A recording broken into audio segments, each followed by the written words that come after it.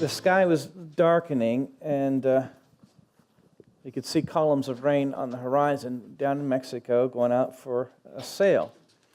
Some might think that sailing during thunderstorms isn't the wisest decision to make, but we'd already gone quite a ways down the channel, and we were just trying to head out into the open waters of the Sea of Cortez.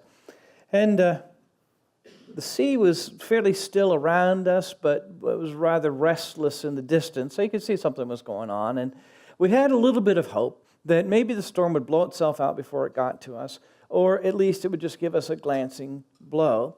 And so we trudged bravely on, setting the sails, preparing for an afternoon on the sea. It got darker, and it got stiller. And it wasn't the kind of calm where you're just sitting back and say, oh, what a peaceful, calm time. It was the kind of calm, before the storm. Yeah, there's a reason that they name it that. And so pretty soon, we were about to realize that we weren't going to miss this one. And then we heard the thunder. And it kind of told us something.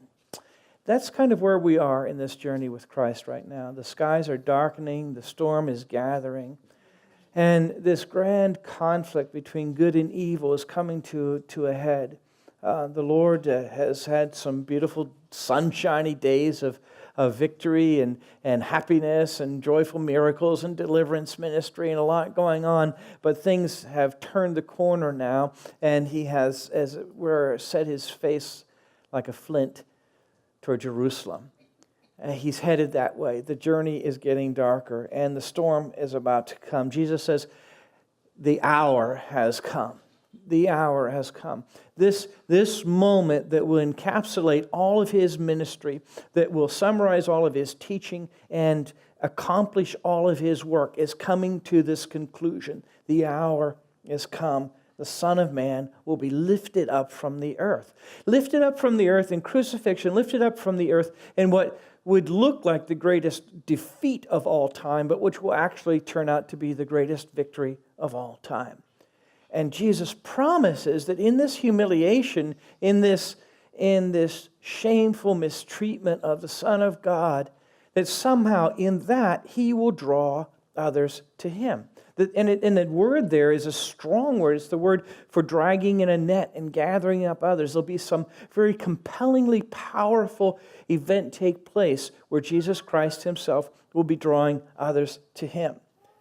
And almost as if a sampling or foreshadowing of that, the Greeks come along. And with his Greek name, Philip, is a natural choice for someone to be a go-between. He probably understands the Greek language. And I think, that it's important to have a Philip or two or three or more in a church. Someone who knows how it works inside and yet is able to speak the language of those on the outside. Do you know what I'm saying? Because it's very easy to become kind of, just like in sailing, there's all these terms that you use and all this kind of nomenclature for the technical side of things that may not exactly be accessible to those that are on the inside. In the same way, the gospel, the church, we need to know what's going on the inside and know how to get to Jesus, but also have an ear for those on the outside that don't get the insider language and be able to provide a go-between. Jesus uses this opportunity to talk about what's coming up. The Greeks have come for the Passover feast. That's significant. The triumphal entry has taken place before this. There's this great surge of interest in Jesus, and the Greeks, just beyond the borders of Israel even, are showing interest, Greek-speaking people. And it's coming to this grand conclusion. Jesus says, it will be a difficult time. It will be a dark time. It will be an agonizing time.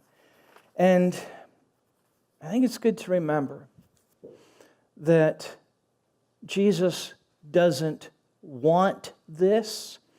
He wants obedience. He wants to accomplish a purpose. But He would absolutely love to find another way to do it. And you remember that even in the Garden of Gethsemane, on the eve of his crucifixion, he's crying out to the Father. The scriptures that we read in Hebrews talks about him crying out to God. Never think that Jesus kind of calmly went through life, detached emotionally from everything else going on. Jesus is not a Vulcan. He experienced life, and he struggled with this. And yet, for Jesus, his prayer isn't, Lord, make life easy for me, but his prayer is, Father, glorify your name. That's an important distinction, and one I think we could all learn from. His prayer isn't, God, please make my life easy, and please make my problems go away, but Father, glorify your name. For Jesus, glorifying the Father was more important than his own personal comfort or even his own personal survival. For those who follow him, where I am, my servant will be also. For those who follow him, glorifying the Father is more important than our own comfort. And I know that kind of goes against the natural reaction. You put your hand on a stove, it's natural to put it away, things go wrong. It's natural to ask God to make things go right. Nothing wrong with that. The Psalms are full of prayers and pleas of, God, take away this problem, bring us deliverance, make things go better. But in the end, sometimes there's something more important than deliverance from our problems. So on our boat, when the storm broke, we were lashed by rain first. Then the wind and the waves began kicking up. My friend and I were out on the deck doing stuff with the sails and getting soaked, and the boat's being thrashed about, and other people inside the boat are worrying about us being on the outside of the boat. Now, my friend's mother-in-law from Mexico, who speaks no English, was going for her very first sail. Because she's a little bit worried about her daughter and son-in-law sailing across oceans. So we wanted to show her that even when it's really terrible, it's not all that bad. So she's looking around, not exactly relaxed. But then a strange feeling came over me. Demented as I am, I felt this sense of exhilaration. I was having a blast. I mean, it's stupid and insane, I know, but there I was out there in the thunderstorm, lightning flashing and thunder booming, rain drenching us, hanging on, and absolutely loving it. And you see, I think part of it was just the basic insanity that's always underlying every encounter with life, but also I think that part of it was I knew that the boat was sound and that the captain was competent. And when you know that the boat is sound and the captain is competent, when you know the vessel will hold up and that the captain knows what to do, the storms aren't nearly as intimidating, are they? Are you getting this? The sound and fury of the storm was background to a deeper confidence that God was with us, the boat could take it, and the captain knew what to do. The best course in life isn't always the easiest one, is it?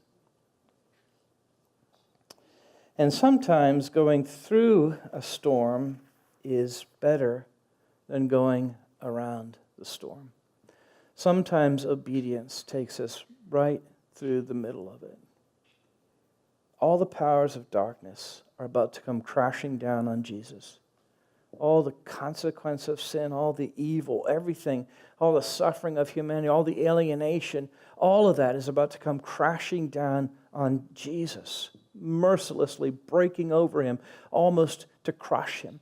He will embrace, and we read a verse in the class this morning, God made him who knew no sin to become sin for us. So this Holy One, this only person who's ever lived a holy, sinless life, is about to face the full onslaught of evil. And he'd rather do anything else than that except disappoint his Father and break from the will of God. It may be hard to grasp how much our determination to tell God to let us run our own lives, or our commitment to our own pleasures, or our concern for our own entertainment when it deviates from God's will. It may be hard for us to recognize the impact it has, but what we will see as we come into Holy Week is it has a very dread consequence indeed, a terrible consequence, and should never, ever, ever be underestimated. The Passover lamb will be sacrificed. The consequence of sin will finally be atoned for, in order that Greeks like those standing in the wings and Gentiles like us and all the Jews and all the people of all the earth may have the option of receiving life.